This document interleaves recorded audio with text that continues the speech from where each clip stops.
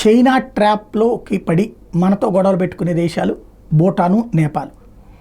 America ట్రాప్లో భాగంగా మనతో గొడవ పెట్టుకుంటున్నటువంటిది బంగ్లాదేశ్, పాకిస్తాన్. శ్రీలంక ప్రస్తుతం ఒకప్పుడు చైనా కోసం మనతో గొడవ పెట్టుకుంది, కానీ ఇప్పుడు అది చైనా వలన బాధితురాలై మనకు కాస్త గౌరవిస్తుంది. ఇది పక్కన పెడితే ఇప్పుడు నేపాల్ అందులో మనతో విభేదించే దేశం కిందనే మారింది. తాజాగా భారత్, నేపాల్ మధ్య భూ వివాదం క్రమంగా ముదిరిపాకన పడింది. భారత భూభాగాలైన కాలాపాని, లిపులేక్, లింపియాదోరా తమవేనంటూ నేపాల్ వాదిస్తోంది. వాటి నేపాల్ భూభాగాలకు పేర్కొంటూ 2020లోనే కొత్త పొలిటికల్ మ్యాప్ని రూపొందించుకుంది. పార్లమెంట్ కూడా దానికి ఆమోదముద్ర వేసింది. భారత్ తీవ్ర అభ్యంతరాలు వ్యక్తం చేసిన నాటి నుంచి అధికారిక వ్యవహారంలో కొత్త మ్యాప్ని ఉపయోగిస్తూ వస్తుంది. తాజా కొత్త కరెన్సీ నోట్ల మీద కూడా కొత్త మ్యాప్ను ముద్రించడానికి నేపాల్ సిద్ధమవుతుంది. మేలోనే ఈ మేరకు నిర్ణయం తీసుకుంది. ఆ నోట్లు 6 నెలల్లో చలామణిలోకి రాబోతున్నాయి.